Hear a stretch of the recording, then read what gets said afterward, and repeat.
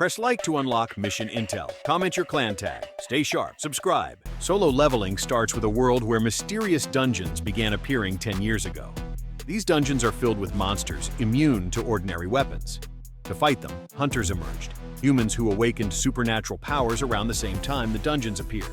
In this world, hunters are ranked from E to S based on the strength they gained during their awakening, and this rank can't be changed. To seal a dungeon, hunters must find and kill its boss. If they fail to do this in time, a breach occurs. Monsters swarm into the world, attacking humanity. The worst breach happened 4 years ago on Jeju Island. It was a bloodbath. Even the strongest hunters couldn't stop it, and many lost their lives and their comrades in the battle. Next, we're introduced to our protagonist, Sung Jin-Woo. He's also a hunter, but with the lowest rank, E, and a brutal nickname, the world's weakest weapon. Despite this, Jin-Woo risks his life in high-level raids, battling monsters to collect ore and mana stones. These resources are priceless in this world, used for crafting weapons and powering technology. This makes dungeon farming a cornerstone of the global economy. Jin-Woo's friend, Ju-hee, is a B-rank healer, but unlike him, she sticks to safer, low-level raids due to her fears. We also learn that the top 5 guilds compete to sign contracts with the strongest hunters after their power is assessed. These hunters bring unimaginable profits to their guilds. The entire process is monitored and regulated by the Hunter Association, led by a scarred veteran. Meanwhile, it's revealed that Jin-Woo's motivation is deeply personal. He risks his life in raids to earn money for his mother's treatment. She suffers from eternal slumber, and he also needs funds for his younger sister's education. Meanwhile, our main characters joined a low-risk raid led by Old Man Song, along with 10 other hunters. Jin-Woo, stuck with shabby gear due to his poverty, took a gut punch from a goblin, but was saved by a hunter nicknamed Green Jacket. Ju-hee rushed to heal him, and the team eventually found and defeated the dungeon's boss. But instead of sealing, the dungeon revealed another hidden passage. They'd stumbled into an ultra-rare double dungeon. Lured by the promise of loot, they voted to push deeper. After 40 minutes of uneventful trekking, they found massive gates leading to a chamber filled with statues. At its center sat a towering statue with glowing, moving eyes. The gates slammed shut. When a raider tried to force them open, a statue sliced him to pieces. The main statue then fired Superman-like energy beams from its eyes, killing several more. Only Jin-Woo's sharp instincts saved the rest from annihilation. The hunters realized the statue could have annihilated them instantly, but held back. Jin-Woo deduced this was tied to the commandments etched into the chamber. The first demanded bowing before the Lord, and when they prostrated themselves before the main statue, it paused, but only briefly. The statue's stone face contorted into a grotesque smile. Then it surged toward them. They hastily turned to the second commandment, praising God. One raider began reciting prayers to his chosen deity, but the statue flattened him mercilessly. Panic erupted as the hunters scattered in chaos. The statue struck first, slicing Green Jacket to pieces. Amid the terror, Jin-Woo noticed the statues holding musical instruments began playing when approached. Realizing each instrument required only one person nearby, he urgently directed the others to position themselves accordingly, assigning Ju-hee to one statue before darting to another. The main statue pursued him relentlessly. Dodging its attacks, Jin-Woo lunged toward a blade-wielding statue, which severed his leg. Crawling through his own blood, he barely reached a safe statue. The synchronized melody from the instruments finally forced the main statue to retreat, allowing Ju-hee to rush over and heal him. The third commandment demanded faith in one's god, summoning a sacrificial altar. The group realized someone had to enter its circle. One armed Song volunteered, but as he stepped in, a glowing circle lit up, seemingly tracking time. Jin-Woo dragged 2 others into the circle, igniting 3 more flames. They learned the dungeon had been open for nearly a week. If not sealed soon, a breach would unleash monsters into the city. Believing the end was near, Ju-hee joined the circle, activating all flames. The door opened, but armed statues began converging on them. A nameless girl bolted for the exit, causing the door to partially close. Behind her fled Musclehead and Family Man Kim, who had a wife and kids waiting. Jin-Woo realized the cruel truth. Someone had to stay behind, or the door would seal shut forever. With his leg gone, Jin-Woo couldn't escape. He ordered Old Man Song to carry the exhausted Ju-hee out. To convince her, he handed her a mana stone he'd looted earlier, promising they'd buy coffee later. She resisted, but Song silenced her protests and dragged her to safety. Immediately after, the statues began hacking the protagonist to pieces, leaving him sprawled across the sacrificial stone. In his final moments, Jin-Woo realized he didn't want to die. He craved a second chance. As the statue's blades struck, a game-like system window materialized before him, announcing, "Courage quest completed." It offered a choice: become a player or perish. Jin-Woo accepted. He awoke in a hospital bed 3 days later, his body inexplicably whole. At first, he thought it a dream, then wondered if he'd stumbled into some surreal comic book plot. Soon, A-rank hunter Woo Jin-Chul and B-rank hunter Kang Haisi Krang from the Hunter Association arrived. They explained 6 survivors had escaped the dungeon, and S-rank hunters from the White Tiger Guild had retrieved his unconscious, yet fully intact, body. Had the survivors' testimonies not aligned, Jin-Woo would have been blamed for every death in that hellish dungeon. The hunters pressed Jin-Woo about whether he'd undergone a second awakening, as the dungeon had since sealed, leaving no evidence. They ran power tests, but his stats remained unchanged. E-rank, same as before. Baffled, they left him to recover, none the wiser about what truly happened. Alone, Jin-Woo saw the system window reappear with an unread message. He finally grasped the truth. Only he could see these prompts. Later, his sister visited, scolding him for reckless behavior. After she left, he explored the system's interface. It claimed to be a player assistance system, with daily quests and penalties for failure. Jin-Woo ignored it, assuming hospital safety exempted him. He was wrong. That night, the system teleported him to a desert swarming with giant monsters. His new quest: survive for 4 hours. Barely escaping alive, he reappeared in his hospital bed, shaken but unharmed, and now fully aware the system's threats were real. After these events, Jin-Woo learned he couldn't skip daily quests. He began grinding through brutal training routines, and after 4 days, he had undeniable proof. The system was real. Ju-hee visited the hospital during this time. She spotted Jin-Woo, but he was mid-sprint in his training, and their paths never crossed. The story then delves deeper into Jin-Woo's past. His mother fell into eternal slumber when dungeons first appeared, kept alive only by mana stones harvested from those very dungeons. Around that time, Jin-Woo underwent his awakening, but his power was deemed the weakest, E-rank. He became a hunter solely to fund her treatment. Now, fueled by memories of his mother, he trains obsessively. The system rewards him with stat points for completing daily quests, which he invests entirely into strength. He also earns full recovery potions, ensuring no injury slows him down. The grind is relentless, but so is his resolve. The system also featured a skill window and an inventory to store all quest rewards. For his latest quest, Jin-Woo chose a loot box, which contained a key to an event dungeon. Using the key, he entered the dungeon, now trapped, until he defeated its boss. Descending into the depths, he was ambushed by goblins. With his upgraded strength stat, he crushed them effortlessly. Then came a steel-jawed wolf. Its bite shattered his weapon, and its howl summoned reinforcements. Dodging attacks with newfound agility, Jin-Woo realized his body had transformed. But the wolf shrugged off his punches. Remembering his inventory, he pulled out a dropped sword and cleaved the beast in two. 2 more wolves lunged. He killed one, the other fled. Post-battle, his level increased, fully restoring his health and stamina. He now understood. Leveling up not only healed him, but also granted 5 stat points and upgraded his skills. Monsters dropped loot he could sell for gold, though the system's shop remained locked until he reached higher levels. The grind was paying off, slowly but undeniably. Jin-Woo now faced 2 choices: kill the dungeon boss or find an instant teleportation stone. He opted to grind his level, sensing this rare dungeon might never reappear, a chance too good to waste. Soon a wolf pack ambushed him. He fought fiercely, his sword nearly breaking but slaughtered them all.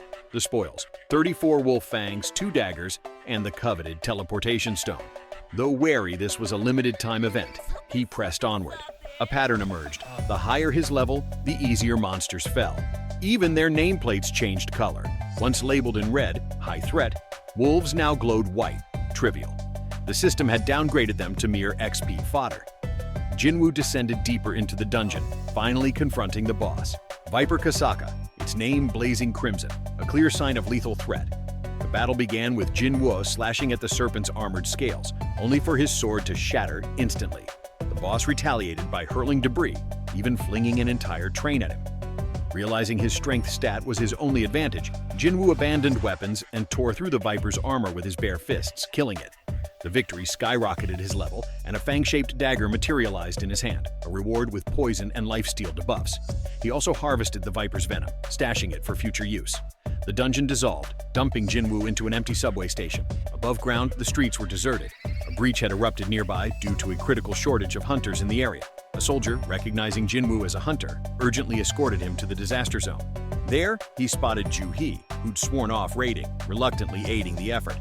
Hunters battled a stone golem, tanks held its aggro, DPS chipped at its health, and healers scrambled to keep everyone alive. Jin-Woo instantly recognized this boss was weaker than Viper Kasaka. Grabbing the hilt of his shattered sword, he hurled it with monstrous strength, obliterating the golem. The tank stared at the broken blade, bewildered, but Jin-Woo slipped away unnoticed. Almost. Ju-hee glimpsed his retreating figure, suspicion flickering in her eyes. After his hospital discharge, Jin-Woo's grueling training had sculpted him into a jacked powerhouse, turning heads, especially the nurses. Even his sister gaped at his transformation. Now level 18, he'd dumped a dozen stat points into strength and agility, boosting his income enough to cover rent. But his E-rank status still barred him from high-level dungeons. Retesting would draw dangerous attention, so he bided his time, a shadow growing stronger in silence. Meanwhile, the story introduces Cha-hai-in, an S-rank huntress and celebrity-like figure. She serves as vice leader of the Hunters Guild, one of Korea's most prestigious. We also meet Baek-yun-ho, another S-rank hunter and leader of the rival White Tiger Guild. Back to Jin-Woo. Despite his low rank, he's roped into a C-rank dungeon as a filler member. These dungeons require at least 8 participants, so he joins a party of 6 led by Senior Hwang, older brother of Song Il-hwan, a notorious S-class hunter. The other member is Jin-ho, a D-rank rich kid in flashy overpriced armor. The deal? Jin-Woo gets 2 million won for showing up, but forfeits all monster loot. He can only claim generic resources. Oddly, the party has no healers, a glaring red flag for a dungeon of this difficulty. The group entered a dark dungeon filled with giant insects. Ant-like monsters attacked from above, but the 6 hunters defeated them easily, which only made Jin-Woo more suspicious. If they were this strong, why bother bringing extra members? They reached a room packed with mana stones, guarded by a sleeping spider boss. Senior Hwang told Jin-Woo and the rich kid to stay behind while the others went to get tools. As soon as the 6 left, they blocked the exit, planning to return through a secret route. This was their usual trick, sacrifice weak hunters to avoid sharing loot. The cave-in woke the boss. Jin-ho, still clueless about Jin-Woo's power, urged him to hide. But Jin-Woo ignored him and stepped forward, ready to fight the spider boss alone. Jin-Woo attacked the spider boss, but its armor was too tough. Remembering his new poison dagger from the Viper Kasaka fight, he stabbed the boss in the eye, slowly killing it with venom. The system rewarded him with multiple level-ups, and the rich kid stared in shock. The 6 hunters returned, convinced the spider boss was weak and that the rich kid's expensive gear had saved them. They never suspected Jin-Woo. To cover their tracks, they offered Jin-ho a deal. Kill Jin-Woo, keep the loot, and live. Jin-ho refused. Enraged, the group turned on both, declaring survival of the fittest as their excuse. The system immediately assigned Jin-Woo a deadline quest: kill all 6 hunters or die. Jin-Woo moved swiftly. He decapitated 1 hunter, poisoned 2 others with his dagger, and crushed the rest. Only Senior Hwang remained, begging for mercy and threatening his S-rank brother's revenge. Jin-Woo showed none. Hwang had tried to kill him 3 times. Completing the quest granted Jin-Woo the skill Killer's Gaze, which halves a target's stats. Grateful, Jin-ho thanked him, and the 2 escaped. The Hunter Association soon learned of Senior Hwang's death. Knowing his S-rank brother would seek vengeance, they grew suspicious of Jin-Woo's survival streak. Meanwhile, Jin-Woo used his share of the loot, gifted by Jin-ho, to buy groceries and a crate of beer. Drinking the entire crate, he realized he couldn't get drunk. His blessing of resilience, a reward from the system, not only healed his limbs, but also made him immune to poisons and debuffs. The next morning, Jin-ho summoned Jin-Woo for a private talk. He revealed he'd kept Jin-Woo's secret power hidden, but now needed his help. To become a guild master and create his own guild, Jin-ho had to clear C-rank dungeons over 20 times. The guild license was crucial for his father, CEO of Yugen Corporation, a construction giant that built half of Korea. The father aimed to dominate the lucrative dungeon industry by forming a guild led by one of Korea's 7 S-rank hunters, with Jin-ho's unawakened older brother as deputy. But Jin-ho had his own plan: use Jin-Woo as his secret weapon to clear the dungeons, earn his father's trust, replace his brother, and eventually recruit an S-rank hunter. Jin-Woo refused, stating he wouldn't participate in poaching S-rankers. Undeterred, Jin-ho offered 30 billion won, the value of a skyscraper built for the future guild, in exchange for Jin-Woo's help. The deal? The building would be Jin-Woo's if he agreed. Jin-Woo declined the offer. He feared his rapid growth might soon surpass even S-rank hunters, and partnering with a corporation could backfire. Unwilling to risk exposure, he walked away, leaving Jin-ho frustrated. Meanwhile, Song Il-hwan, the S-rank brother of the deceased Senior Hwang, vowed to personally eliminate the survivors of the dungeon, including Jin-Woo, when his schedule allowed. Back home, Jin-Woo's sister confronted him about the massive sum Jin-Ho had offered. Though tempted, Jin-Woo kept his secret. Later, during his daily run, he noticed the system miscalculating his stats. Doubling the input, he triggered a hidden quest, rewarding him with a blessed loot box. Inside was a C-rank Devil's Key, described as granting access to a dungeon holding the elixir of life, a cure for any illness, including his mother's eternal slumber. Without hesitation, Jin-Woo entered the dungeon, bringing a teleportation stone as backup. Inside, he faced a three-headed Cerberus. Using his Assassin's Gaze skill to have its stats failed, the beast resisted debuffs. Enraged, it bit off Jin-Woo's arm and entered frenzy mode, doubling its power. Jin-Woo used full recovery to regenerate his arm and stab the Cerberus, but the beast threw him off, leaving him with half his health. The enraged monster attacked again, reducing Jin-Woo to a sliver of life. Desperate, he bought 3 healing potions from the system's shop, but each only restored 100 HP, and barely enough. Remembering his immunity to poisons, he drank the viper's venom he'd saved. Instead of poisoning him, it granted a 20% damage reduction buff. As the Cerberus's frenzy faded, Jin-Woo slashed at its heads. One bite nearly killed him, but he plunged his dagger into the beast's eye, piercing its brain. The Cerberus collapsed, dead. The victory rewarded him with massive level-ups, fully healing his body. He also looted an S-rank Devil's Palace key and the Elixir of Life recipe, which required 3 ingredients hidden in the dungeon's castle. Though tempted by the key, Jin-Woo knew the Devil's Palace housed far deadlier monsters. For now, he'd focus on grinding levels to conquer the castle and brew the elixir. To speed up his progress, Jin-Woo agreed to help Jin-Ho, the rich kid, under one condition. They would raid dungeons alone, with 6 other hunters waiting outside. Jin-Ho accepted and began recruiting hunters for these missions. Meanwhile, Jin-Ho's older brother attempted to poach S-rankers, starting with Cha Hai-in, the vice leader of the Hunters Guild and one of Korea's most elite hunters. The story then flashed back to Jin-Ho's father explaining his plan. A decade earlier, dungeons had disrupted Korea's industrial economy, shifting wealth and power to hunters and guilds. To regain control, the father aimed to create a guild, infiltrate the Hunter Association, and monopolize the dungeon industry. For him, it was purely business, a ruthless bid to dominate the new economic order. Cho Jong-in, leader of the Hunters Guild, also uncovered the father's scheme. He alerted the White Tiger Guild, and their meeting shifted focus to Jeju Island, still abandoned since the catastrophic breach. With no survivors and unknown dangers, the island remained a grim reminder of their fallen comrades. After agreeing to collaborate, the White Tiger leader left, and Cha Hai-in arrived to report the attempted poaching by Jin-Ho's brother. She had flatly refused. The scene then cut to Jin-Woo, who noticed the system glitching. His bonus stats from daily quests weren't registering. He also recalled a second loot box from earlier rewards, hoping for rare loot. But when he opened it, all he found was useless junk. Frustrated, he waited for Jin-Ho to finalize their raid plans, but delays dragged on. Shortly after, Jin-Woo was pulled into a D-rank dungeon raid, joined by survivors from the double dungeon incident. He first encountered Old Man Song, who questioned how his leg had healed. Jin-Woo brushed it off, claiming high-rank hunters must have restored his limbs when they rescued him. At the raid's gathering point, the others barely recognized him. His physique had transformed, and Old Man Song remarked that even his aura felt different. The raid included 3 C-rank convicts, supervised by B-rank hunter Kang Tae-sik, the same man who'd visited Jin-Woo in the hospital. The convicts were offered reduced prison terms in exchange for joining the understaffed raid. Jin-Woo's sharpened instincts detected the convicts' hostile stares toward Ju-hee. He urged her to back out, but she refused, insisting that if even he, labeled the weakest Ross, was joining, she wouldn't stay behind. Old Man Song once again took command of the raid, casually thanking Jin-Woo for saving their lives in the previous dungeon. After entering the portal, the raid officially began. The group first slaughtered goblins before reaching a fork in the path splitting 3 ways. They divided into 3 teams. Jin-Woo sensed the boss was lurking to the left, so he, Old Man Song, and Ju-hee headed in that direction.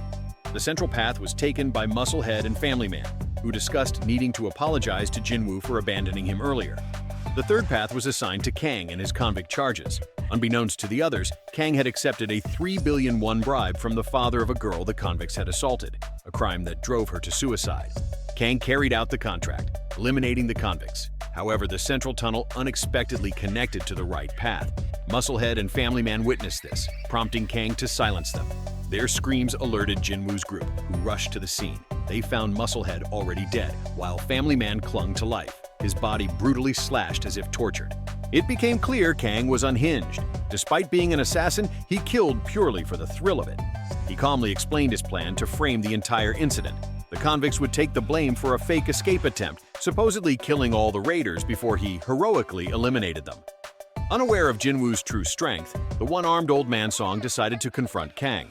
Though primarily a mage, he wielded a sword with surprising skill.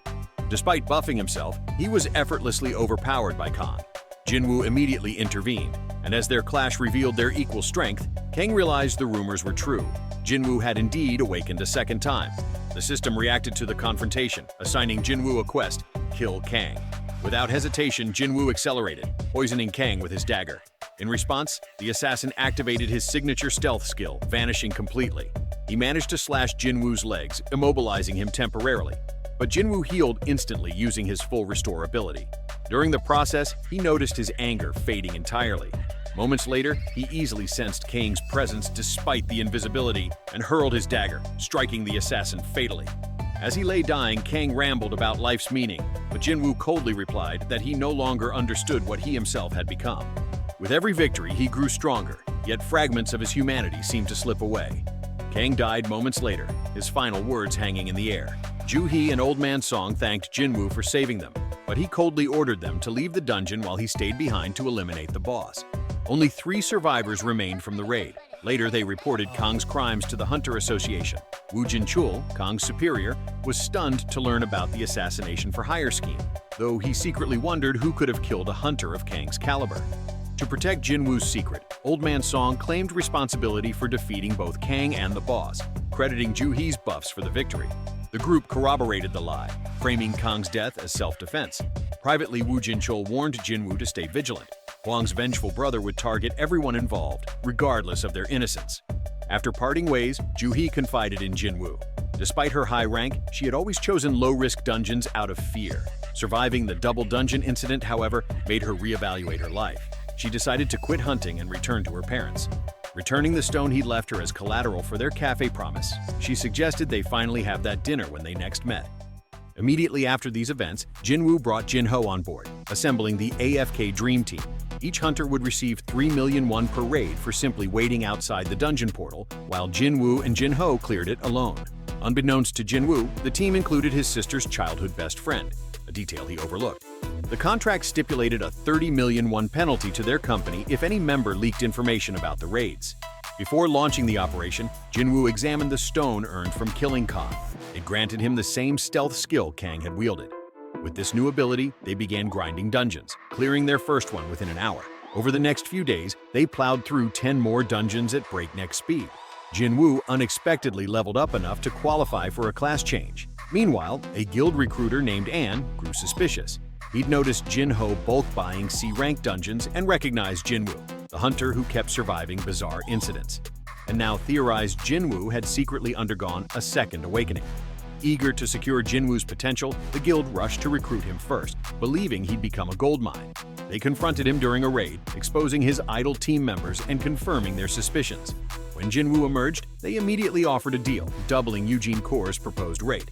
But they were stunned to learn Jin-Woo's current raids already earned him 30 billion won, far beyond what they could match.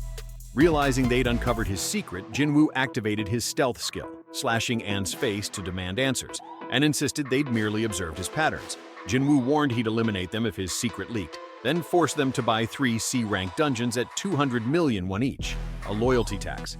The guild assumed Eugene Kor had monopolized all C-rank dungeons, leaving none for training recruits. But after the deal, they discovered cheaper, readily available dungeons, realizing Jin-Woo had scammed them. He'd sold overpriced assets while keeping the market flooded, humiliating them financially. Meanwhile, Jin-ho dined with his father and brother, who had failed to poach any S-rank hunters. Frustrated, the brother now planned to recruit foreign hunters, warning Jin-ho not to interfere.